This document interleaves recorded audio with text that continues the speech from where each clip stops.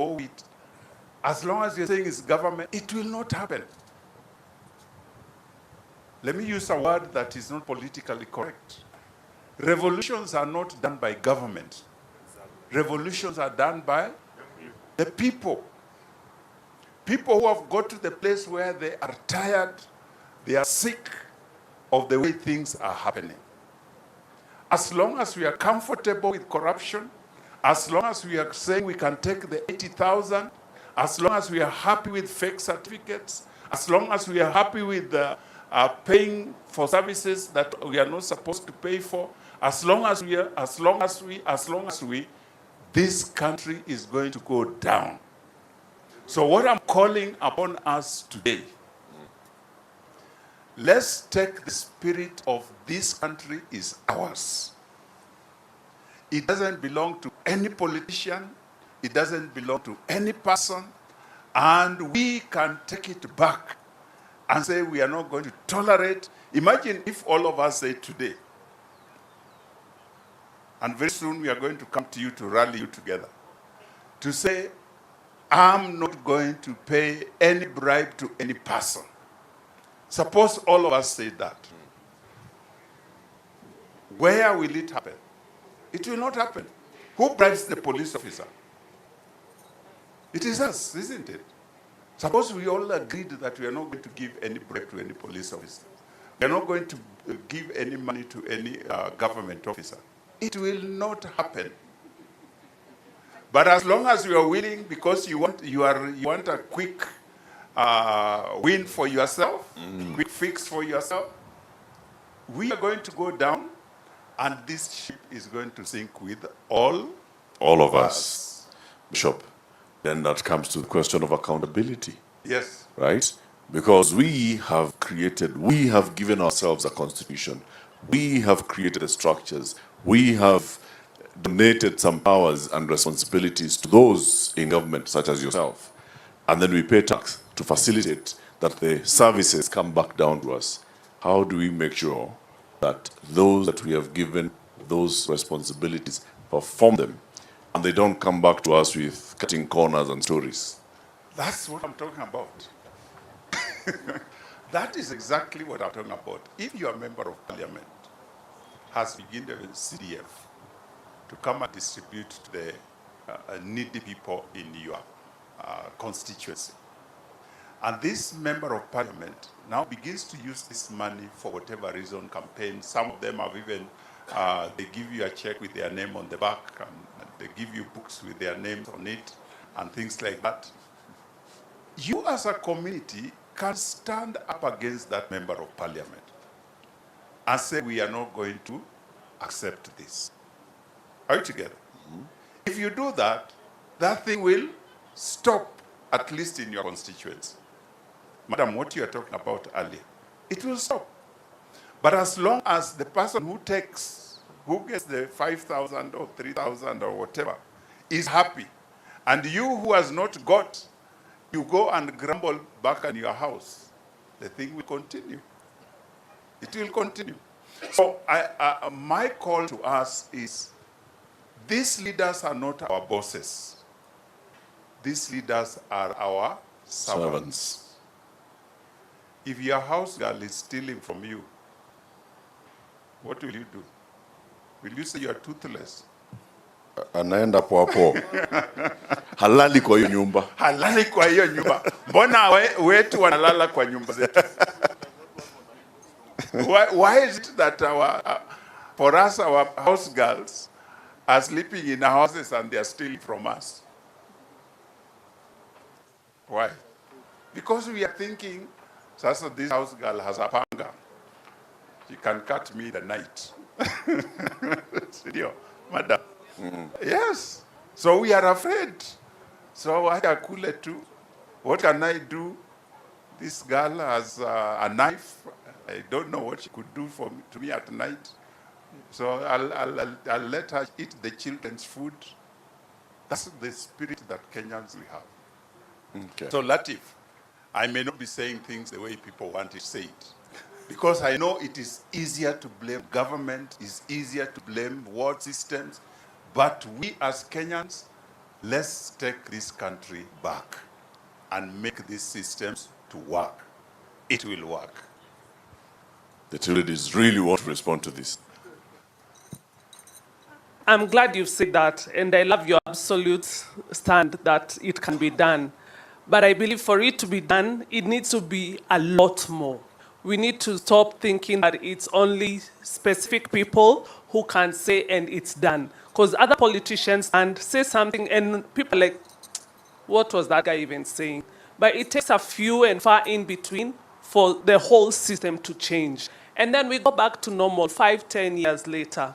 But for this to happen, it needs to be an ongoing conversation. Every day you must know that this is the way of life, and then we can say it can change. And I don't even want people to blame government. Government is you and me. But there's nothing like government. It's us who give power to the few who have come out to say we want these seats, and then we now start looking at them like they're a different kind of animal. But I'm telling you, the power is with the people, and they're the ones who decide. So I believe the people are the bad ones, and the politicians are just a reflection. If the people are good, the politicians will be super. Thank you. Maybe, Bishop, I just want to give my own history. Yes. In 2002, remember I come from West Pokot. Yes. In 2002, when elections were happening, NAC had come in, KANU is in power, and my county was fully KANU, and I was in university. And when the announcements were being done and the sword was being given in Uhuru Park, we were in our own homes. We would see on TV. And I remember very vividly, tears rolling. I was seeing Moi going, and I'm thinking, sasa Moi wetu ameendaki. You know? So, and I was just a young person. But inside me, I was feeling like Moi is going, probably I would be very useless. Just wait. Just some 3 months to come after power. West Pokot was liberalized. You know, free primary education was there, and people are going to school, whether you have dress or you would go the way you are, and things started changing. The spirit was right, and this is what I was telling you before. So I started thinking, oh, kumbe mimi, when I was crying about Moi, so it was me who was outside alone. So I joined the bandwagon and started working towards free primary education. Some years later, when Kibaki was leaving, West Pokot, probably for the first time, had a lot of graduates. Because you would look for 1 or 2 graduates before then. You would even find that probably people who were joining police, they would pick from class 6, 7, 8 because of equalization. And of course, you know, you are from Moi's region. So I want to tell you the spirit was right. This time, the spirit is wrong. There is something wrong. And it starts from the leadership. So you can imagine if one minister is fired and aligns himself to one leader in government, and in the next government, she or he is a governor. And once a governor is what do we say? When they remove a governor, when he is impeached, he aligns himself to someone in the government. In another few days, he's speaking in podiums like he's a great guy. So this is the spirit. The leadership is wrong. And because we've been entrenched into that, so can you give us more of probably civic education, take to the people, and the people who will change are not the ones in town. They are those ones who are in grassroots. Those are the ones that will change us. So I believe partly with you that yes, it can happen, but if we who know what is right, if we don't go to the people, then it will not change. The people on the ground are fearful, intimidated. There's quite a lot of stigma, and they are feeling, wale wameenda Nairobi, hao ndio wanajua, sisi hatujui, so tunyamaze. Thank you. Thank you. So it's a power of example. Yes, thank you, Bishop Latif. I'm Jared Oye from ODM Youth League. I love how Bishop was bringing it, how to government was formed. It was governance. If you're very keen, that's maybe the transformative actions were felt in all ministries.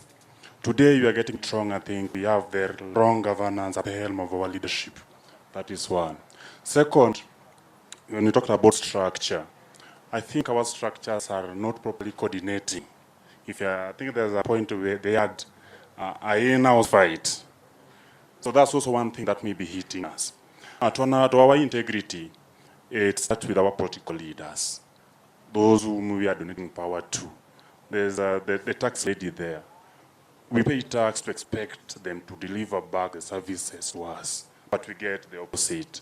So after doing all our part, those who I'm expecting to give direction, they disappoint us. Then the same way Bishop was saying it, but now we wananchi ndo tuamue, we be the change. Well, those whom we have donated power to lead and give directives are failing us. So it is governance and then uncoordinated structures that we are having.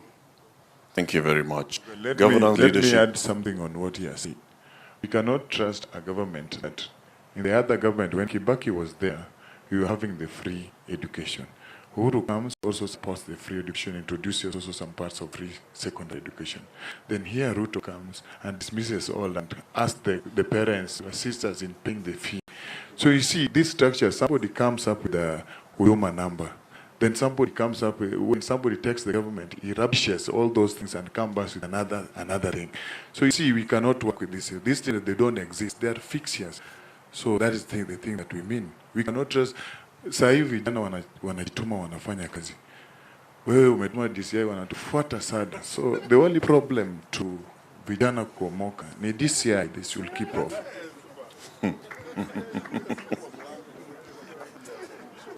Let me give you the mic. Hi guys, good afternoon. Is it afternoon? Yes, it is, of course. Yes, afternoon.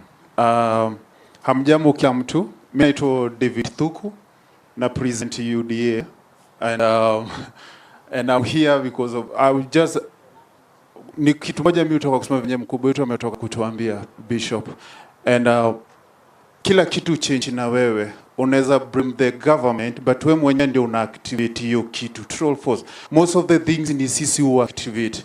Today we are supposed to sit here kuambia mkubwa wetu the challenge tuna face zenye kwa ground because already tuko na constitution, tuko every zote ni sector zote ziko na governance zao, si ndio? So what is there, we need just to talk ni nini solution tunaweza pata kama iko education. Just say the problem that is there, anafanya nini? Tunafanya kusikizana. Sawa sawa. But kitu nafanya kuambia, I'll give you a testimony. Me, I'm one of the people in Meleleo children's home where I felt the society haindiki. Sawa sawa. So leo hii mimi nikikapa najebu kuangalia back then from the street kuleleo children's home, nimetoka tena nimepata community ingine. Unajua nimekama nikapata vitu vine change. Sawa sasa najaribu kuingia kwa system nyingine. Leo hii my boss nitafanya kwa media au just on request. Kwa everything that you are doing right now, you are supposed to go back kwa sababu tuko na generation nyingine mpya. Generation yenye sasa hata mtu wa 20 years anaweza kuwa governor, true or false. Si ni kweli? Generation yenye iko saa hii ni mtu anaweza kalia hata kiti yenye umekalia. But you see kama mtu kwa mume wa educate to go back to the community pale kwa kijiji pale hivi. Itakuwa ni kwa sababu watakuwa wanaenda kwa system yenye ilitoka. Unaona? But if it can take back to the high school and you help those kids to understand constitution iko hivi, system hivi ndio inafaa kufanywa kwa sababu hata sasa ukikuja ufix gari yenye ni BMW wezi patia system ya Probox, si ndio? So that is what I can just say. We need to go back kwa community direct to educate them. Thank you. Civic education. Pass it to the taxpayer.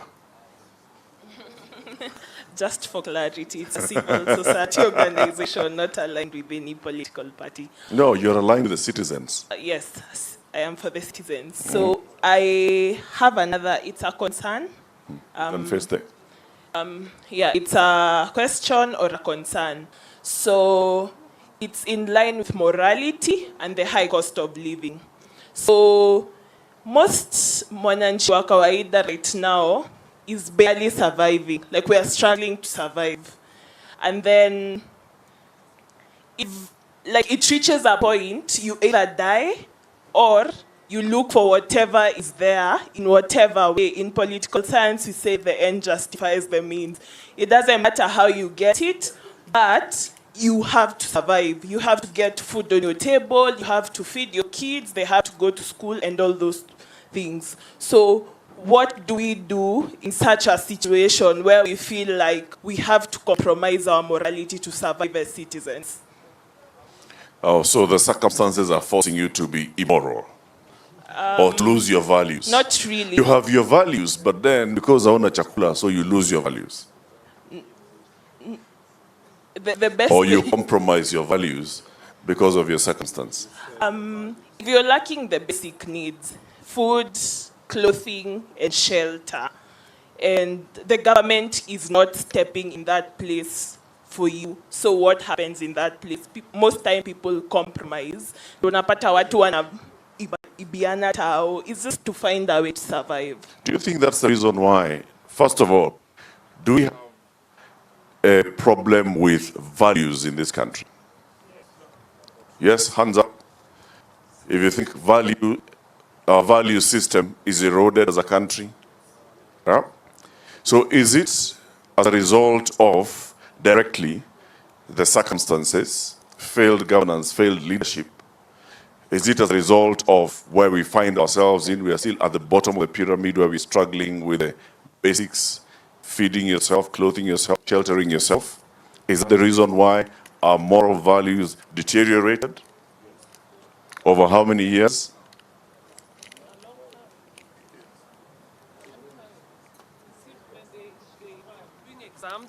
When Bishop was doing exams, I think it was there was more equity at that time.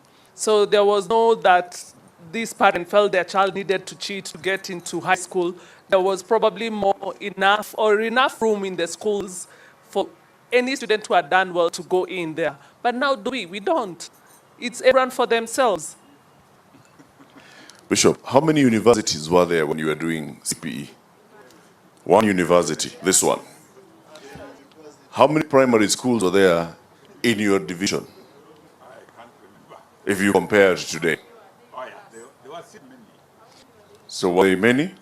Were there many secondary schools that all of you could have moved into the secondary schools and fitted? Yes. All of them were the same, the secondary schools? Was there equity in education?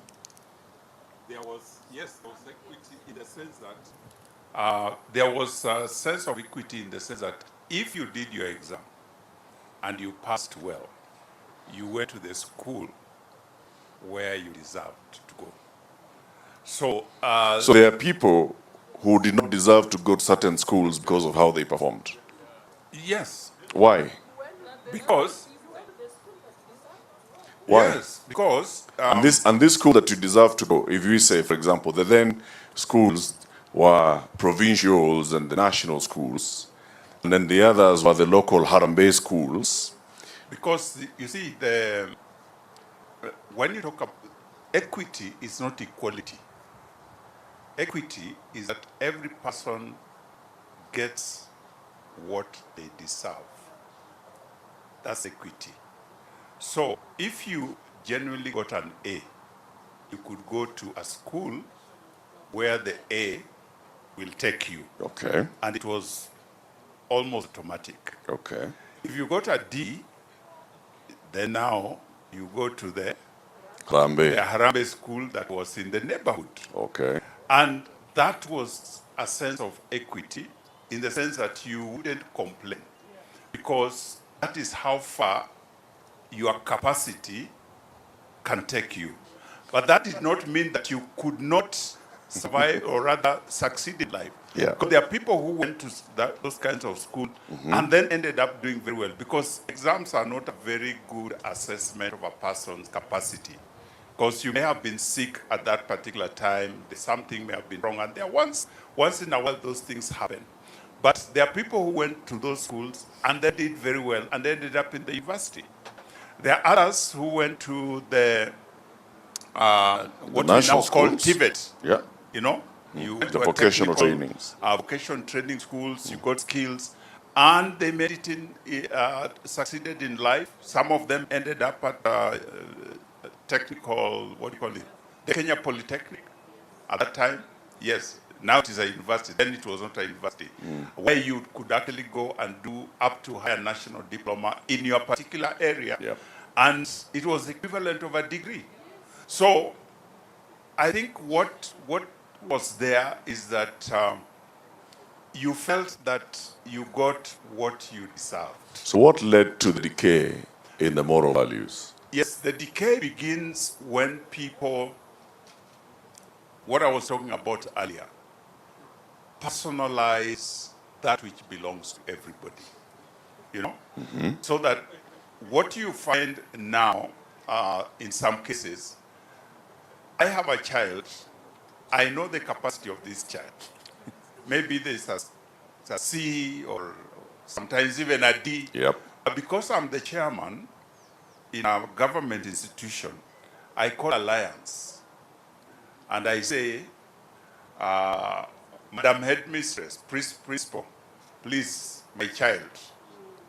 So because I'm in the Ethics and Anti-Corruption Commission, she fears that I might one day go and check her school. So she takes my child. Are you together? Yep. She takes my child, goes there. Whether my child is capable or not, that doesn't matter, but they are already there.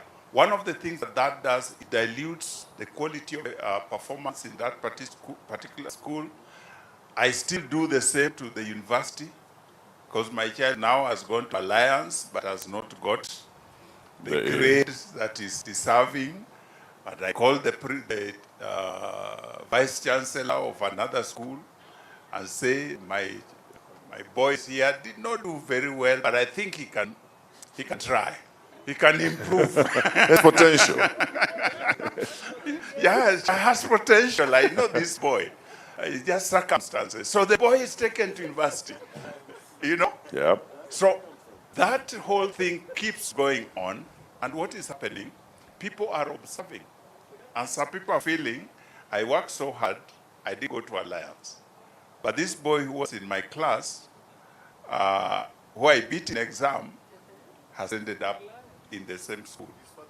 So those kinds of things begin to erode the value system, begin to erode the confidence in our structures, governance system, and people begin to take shortcuts. And now we have got to the place where this shortcut thing has become our culture. So that even in situations where you don't need a shortcut, I normally joke that Kenyans, even when they want to go and pay electricity bill, they ask, do you know anybody in Kenya Power? Isn't it true? That's true. Yes. Instead of just taking your money, go to Kenya Power and pay your bill together. But there is, my friend, do you know anybody in Kenya Power? I need to go and pay my bill. Tunaumizwa na nani? So what I'm saying is this. This culture has to change. That is what I was asked about. Yep. When we talk about sustainability, we cannot sustain our country with this culture. The fabric is wrong. It is going to finish us. And the change is not going to start with people we are calling government. The change is going to start with me as an individual. Let me give you again a personal example. The same 2003, when the Michuki has put his roots. So I'm traveling home to the village. So I go to Kisumu, I go to the bus stop, I get a matatu, and we get in, we are going the way towards Busia. The matatu takes 14 people. So we enter and we sit, we tie our seat belts. As we get just outside of Kisumu, the matatu stops, picks one person. Now we are 15. Just a little distance, there's a police officer. The guy comes out, they greet one another, and we go. A few, maybe 100 or so meters away, we pick another person. By the time we are getting to where are they sitting is the question. Where were they sitting before Michuki? That's where they were sitting. So by the time we are getting to Maseno, we had taken another almost 4 people. And what were they doing? Giving money to the police officer. So I was there with my sister, my younger sister. And I said, we cannot allow this to continue. So I told the conductor and the driver, if you stop again to pick any other person, utaniona. I was not a bishop that time. Utanijua. Utanijua. Yes. So he thought I was joking. So we go to Maseno, and they stop to pick another person. After I said what I said.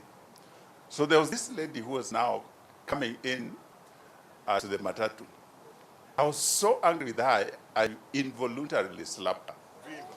I said, don't you see that this matatu is full? So she was very shocked. So the conductor then came now and said, now, kuna mtu hapa anajifanya nini, hatutaenda na yeye. I said, you are not going to get any other person into this matatu. Because when I came from Kisumu, we agreed they're taking us to Busia, 14 people, according to the law. Now we are 18. Pesa ya police. Okay? So we refused. Now, when my sister is the only one who joined me in this fight, the rest of the passengers were very quiet. They were very quiet. They didn't even look at you. Okay.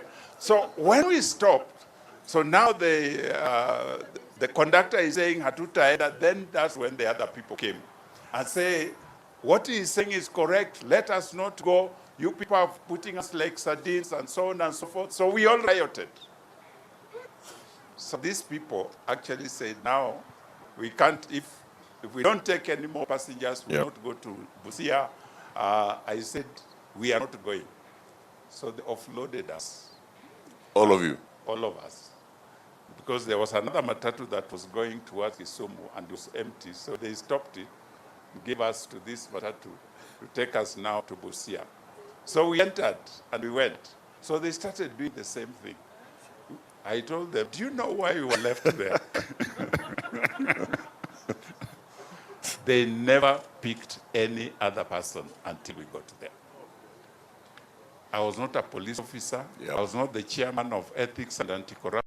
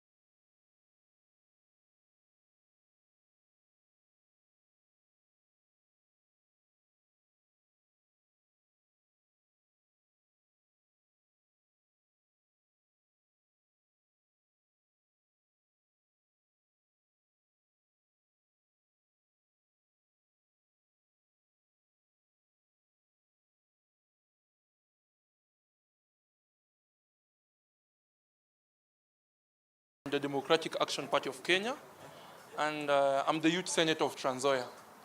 So I have three things. First of all, you talked about erosion of our values.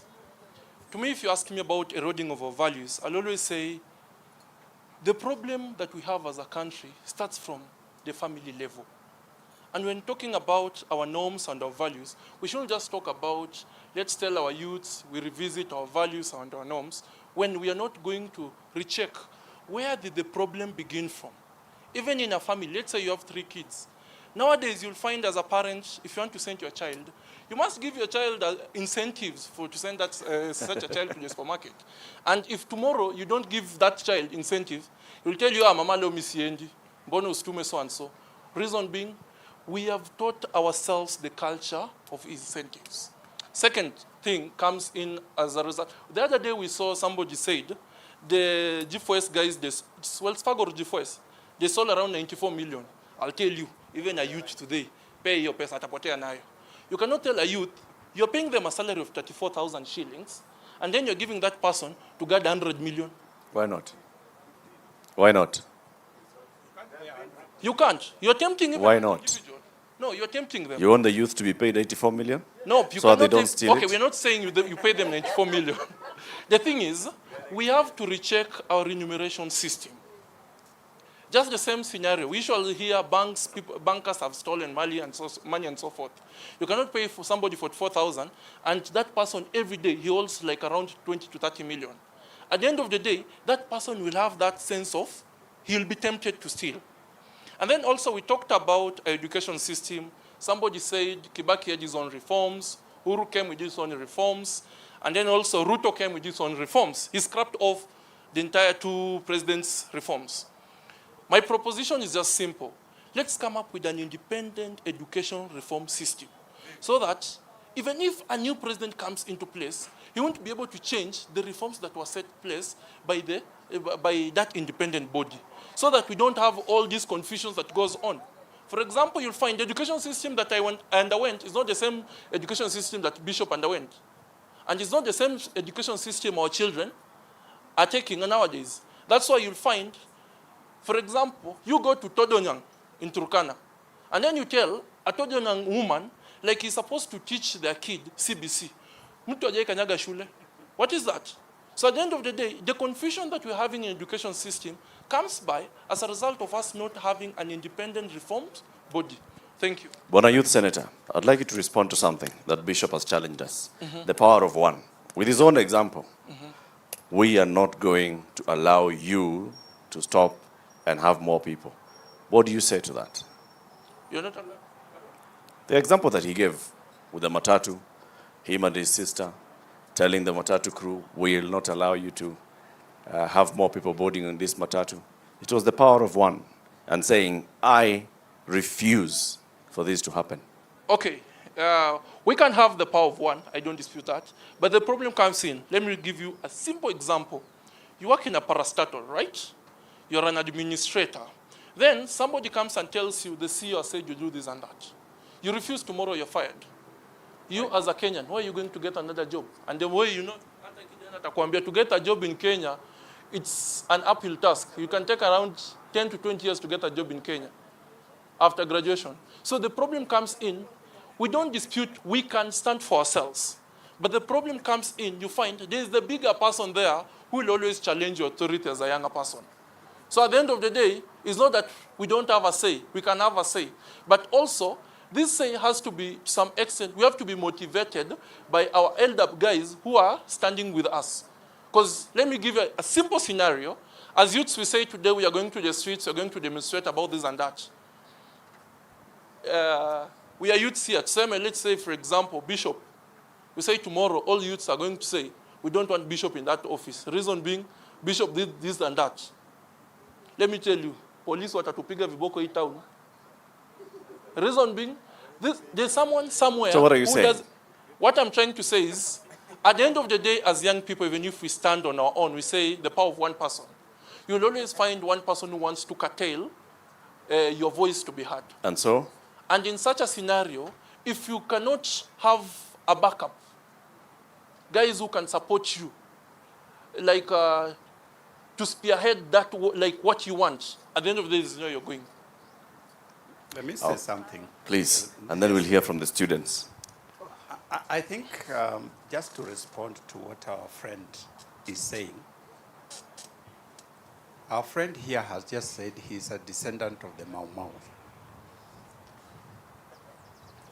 What the Mau Mau did was to sacrifice their lives for the sake of the future. As long as you're not willing to sacrifice that job for the sake of integrity, then this country will never change. The example I gave, I was willing to be dropped off at Masendo, possibly pick another vehicle, but ensure that in my presence, evil is not taking place. So what we are saying is, for change to take place, some of us will have to sacrifice. The pain of change is that you sacrificed the comforts of today for the benefits of tomorrow. So when we are talking about a transformed Kenya, where our children and our children's children can enjoy a better life, it means that we who are here today, at whatever age, in whatever space you are in, we have come to that place where we are saying, things cannot continue like this. I am going to personally take a stand in the place where I am. The job that you will lose is a sacrifice you pay. When your child asks you, Daddy, why are you not going to work? You can proudly tell them, that is because I stood against evil. Just that word that you have said to that child, you have instilled something in them. That they will know that evil, to stand against evil is expensive, but it is worth it.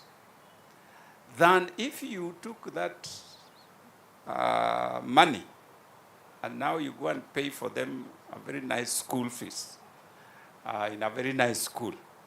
But your conscience is disturbing you because of what you have already done. And not just that, you have perpetuated the system that is going to undermine the future of the nation. So when we talk about sustainability, it comes with sacrifice.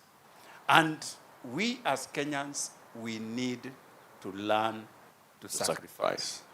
Why are people faking degrees? Why are people buying and taking bribes? Because we don't want to sacrifice. I am driving on the streets here. A light turns red. A Kenyan can't wait 60 seconds. You know, these lights these days, they tell you how many seconds are there. And it shows you 60 seconds. And counting down. How long is 60 seconds? It's 1 minute. It is 1 minute. It is 60 seconds. Yes. But a Kenyan can't wait for 60 seconds. Do you get what we are talking about? Yep. And if you cause an accident, how long will you be there? 60 days. Yeah. Because you will even go to court, you will do what, and 60 months.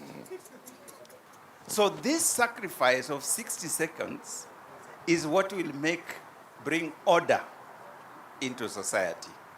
And that's the country, that's the nation that we want to build. That's the country that we want to build. And it will take some of us, some paid with their lives. If what our friend there is saying is true, these people paid with their lives. So that we can have a nation, an independent nation today. If they say, hey, sasa mimi nikifa watoto wangu, we would still be under colonization. True. Wangari Maathai's book What did she talk about? The hummingbird, right? And the example that she gives is, if that bird was saying, oh, you know, I'm just like a small bird, if the other birds are not going to fetch water, how are we going to put out this fire? Would it happen? It's there. Your own individual sacrifice. When Giuliani sang, what did he say? Nikonja hata pezi, hohehahe, niko tayari, not two, niko tayari kulipa gharama, sitosimama maovu ya kita. Not tukonja, sisi mayouth hatuwezi simama, mayouth tuko hohe hahe, shagala bagala, niko. Let's hear from the young man.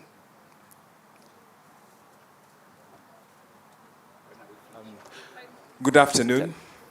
Thank you, afternoon. Latifa. Thank you, Bishop. Thank you, fellow panelists. My first question to the Bishop is... Your name, please. Oh, my and the name school. is Adolf Bruno, schooling at Alliance High School right now. So my first concern is one, how many me's are out there when he talked of, it starts with me? So the question is, how many me's are out there, and to what extent are they willing to sacrifice? And what is our attitude towards the me's out there?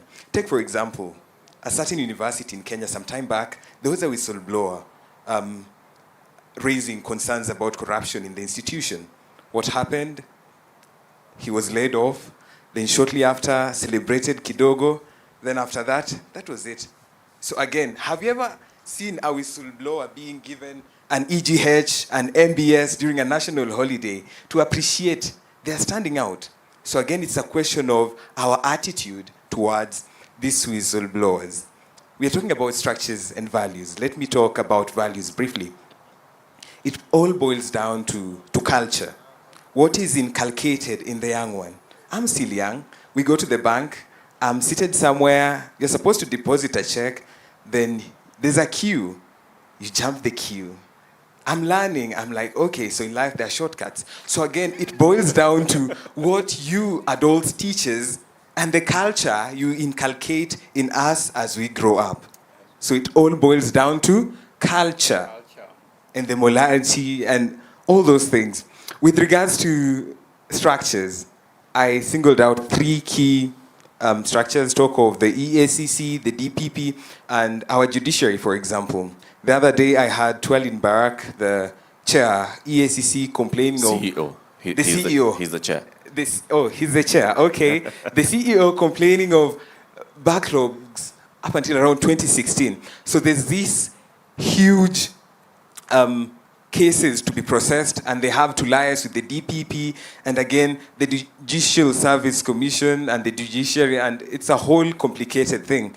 So we find at the end of it all, these systems and structures tend to overlap a lot, not clearly understanding their roles in executing justice, and a way forward maybe a clear distinction between what this structure ought to do, and probably coming up with a way of following up and ensuring they actually deliver and give the citizens their due. Thank you. Makofi tafadhali, makofi. Don't say he deserves, clap for him. Yeah, he deserves a laminated degree from your end. He's in alliance deservedly, right? Yeah, we can hear. We can hear. Let's hear from the other student.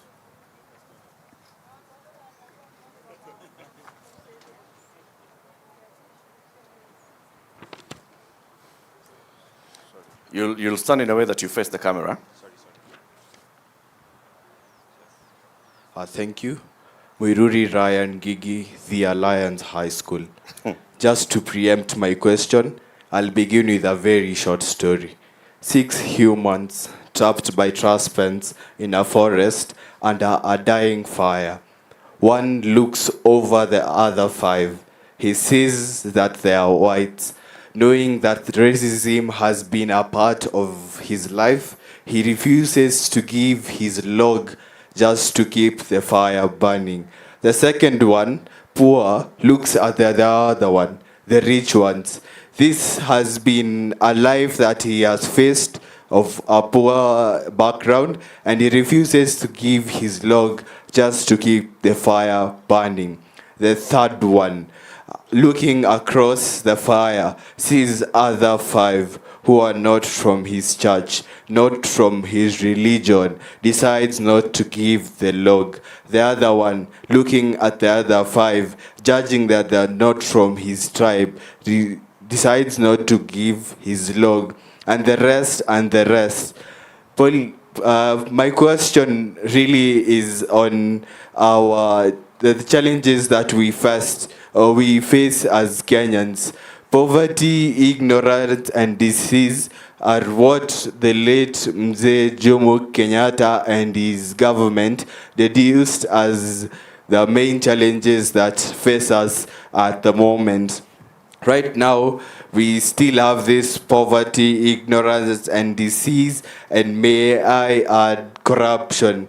So my question really is, what are we as Kenyans at an individual level doing to handle these main challenges that are facing us, and what ethics are we putting on the line to make sure that these main challenges are being answered? Thank you. Thank you very much. Another round of applause, please. Other student? So we're coming to close the session because we've been here for a while. Usinifanyie hivi bwana. Unainua mkono hivi na heshima bwana. It's like... Yes, thank you very much, everybody. I am Onyango Lennox Ndeda, a 5th year Bachelor of Engineering in Civil Engineering, that is Structural Statics and Structural Dynamics, with a tincture of radio astronomy and astrophysics. Yes, so my question, Bishop, you are a theologian, and you have seen that, you said that, I don't know, is it the mic or I'm just talking slow? Can you increase my pitch, please? I'm too humble. We can hear you. Okay.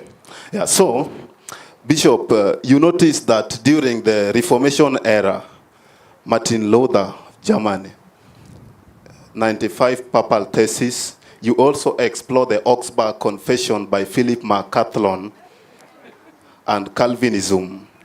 That is what led to Protestant, and you are a bishop in a Protestant prerogative. When you see the Bible translation, how it occurred, John Wycliffe, William Tyndale, and until it was the time of King James VI, and whenever you find it authentically printed in the Library of Congress, you know what it states in the dedicatory. My question that arises again is that ESCC, DPP, we normally say that their dogs can bark and have no dental formula to bite. So, revolution, as you are stating, can only and only happen within the realms and prerogatives of a biting potential.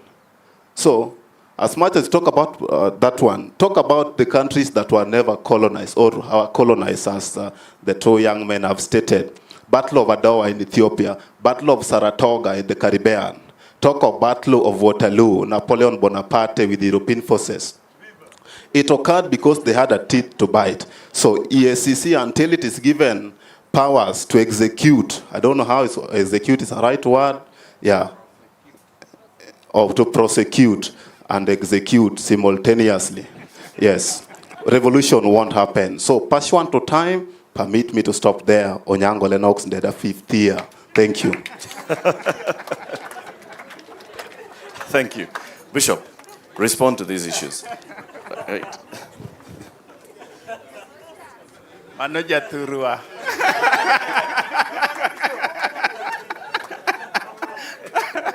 Onyango, hello. Lennox. 5th year. Thank you, 5th year. In engineering, but he understands theology and corruption. Thank you very much. That is very true, what he has asked about the empowering systems. When I started my presentation, I said I was going to take this from a very different angle, from a broad perspective. And I deliberately chose not to focus on systems, failures of governance structures, and so on, because that's where Kenyans are. We are always blaming somebody. We are always blaming systems that don't work, governance structures that don't work. And so we sit there waiting for these systems to work. We sit there waiting for these structures to work. And in the process, the country is going to the dogs in terms of our values and our ethics. So that's why I chose not to talk about the kind of things that Onyango has talked about. Did you see we are Onyango? Lennox, what he has talked about. Indeed, we could refine our systems. We could refine our structures. We could strengthen how things work. And that is prerogative of the government and the relevant agencies that are supposed to be there, so that we can get better service delivery in every sector. But I deliberately chose not to go that direction, because all of you would be lifting up your hands and saying, now you are talking, Bishop, and you know. But we will not go far. Mine was to bring a challenge to us, as individuals, wherever we are, that to know that we can actually make a difference. You as a person, young or old. Let me give you another example. Now that you're talking about history, anybody has heard about William Wilberforce? William Wilberforce. William Wilberforce was the man behind the abolition of slavery in the UK British Parliament. William Wilberforce, at the age of 25, are there 25-year-olds here? Are there people younger than 25? Many. William Wilberforce saw the slavery and what was happening, and he decided this cannot continue. Slavery had become normal. It was a normal business, the way we sell goats and cows. It was normal business. But he felt in his spirit and his heart, this cannot continue. He contested to enter the British Parliament, and he won and got into Parliament at age 25. He lobbied against the barons and the big guys who are well-funded and well-connected until a law was passed abolishing slavery. Did you talk about the power of one? He was alone. He didn't have a coalition. He was not in ODM. He was an independent candidate, but a person with a passion, with a vision, with a desire to make a difference. At the tender age of 25, he was able to move in British Parliament against all odds, and slavery, the law against slavery was written and passed, and that's what eventually led to the abolition of slavery. So, yes, systems can be refined. Yes, structures can be refined. And yes, we are lobbying and working towards getting things to work better, and we cannot excuse deficiencies, but we cannot sit back and wait for them to be refined. We cannot sit back and wait for things to get better. We must say, I am going to do my part, no matter how small. And we are not asking you to abolish slavery.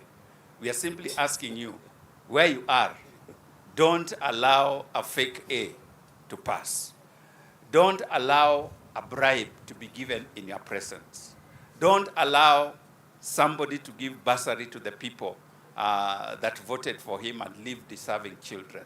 Those are the small things that we can do in each and every of our corners, and this country can begin to move forward towards building a good culture that our friend, another friend from Alliance, talked about. Culture comes from bottom up.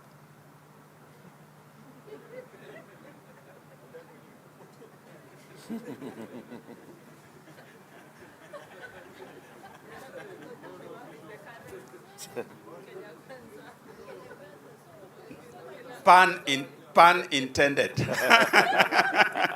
Thank you very much. Thank you very much. We are closing because it's been a very enlightening session, Bishop. And thank you to everybody who's participated here. I just want to close before we do a thunderous applause to the Bishop, just to reiterate what he said and what everybody else, many have said. For you to hold somebody else accountable, you've got to hold yourself accountable first. You have to have the moral authority to ask me a question, so that you remove that unaniuliza kama nani retort, right? So we have to start by holding ourselves accountable as a people, as individuals, as members of a family unit, as members of a bigger community and then society. It must start with us. There's a whole issue of civic education, and I agree, and I think, Bishop, it's a big one, and I think it's a challenge that the Ethics and Anti-Corruption Commission and others ought to take up. Civic education, we conduct voter education once close to the election, and then thereafter, we sit back, and we expect that everybody is on board. We expect that the young gentlemen who have joined us this morning from Kikuyu and all their colleagues, even from the neighboring schools, understand what our civic rights are. We have a responsibility to have civic education for all of us. Political parties, this is your job. It is expected of you to actually have civic education. Kweli rongo? Kweli. I want to read Chapter 1 of the Constitution of Kenya. Sovereignty of the people and supremacy of the Constitution. Article 1, sovereignty of the people. Article 1:1, all sovereign power belongs to the people of Kenya and shall be exercised only in accordance with this Constitution. Sovereign power belongs to the people of Kenya. The people begins with the individual and then the collective. True? 1, 2. The people may exercise their sovereign power either directly or through their democratically elected representatives. Either directly or through their democratically elected representatives. So even if you have a representative, it is you who has put that representative into office and delegated your power to them. So when we sit back and we say, you know, we are forgetting that it is our responsibility, that it's us in exercise of our sovereign power that have put them there. And we have the power to remove them from that.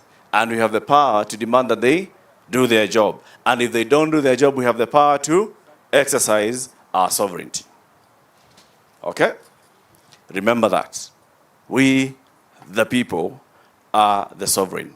When the bishop challenged us, let's start with us. If you feel that the Ethics and Anti-Corruption Commission is not doing what it's supposed to be doing, let us tell it. You're not doing what you're supposed to be doing. And we demand that you do it. Okay? Now, ladies and gentlemen, I'd like us to stand up, please. Even the banner has stood up.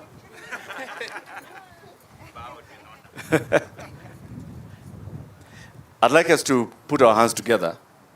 Now, I know we have some comrades here. I don't want, no, we're not going to do a comrade cheer. But let's put our hands together and clap to our keynote speaker this afternoon, the chairman of the Ethics and Corruption Commission, Bishop Emeritus, Dr. David Odinga. Now, weka mikono hivi pamoja. Just put the hands together. Start rubbing your hands. Okay, let's hear it. Rub them louder. Rub them louder. Start clapping softly. Soft clap, not slow, soft. Louder, louder, louder, louder, louder, louder. Bishop, this is for you. Bishop, this is for you. 1, 2, 3. Wow. Ya nguvu. Asante sana. Thank you very much, guys, for joining us. There is more. Tutaangalia mambo yako. Bwana Executive Director. Thank you. We have the next session coming up on cost and quality of education. So please don't transition. Thank you very much, Dr. Oginde, for having this session with us. We will have you just say hi to the 18 and below as you exit. Asante.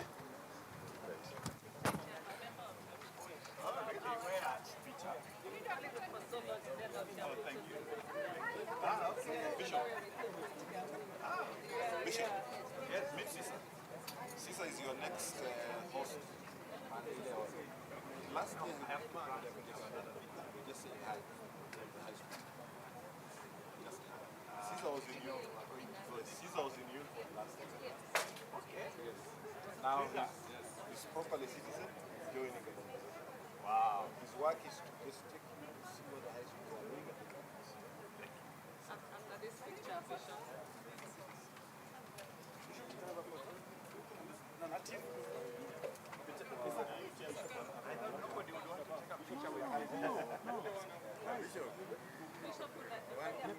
Only those who are not corrupt. Yeah. Integrity. Not corrupt the photo.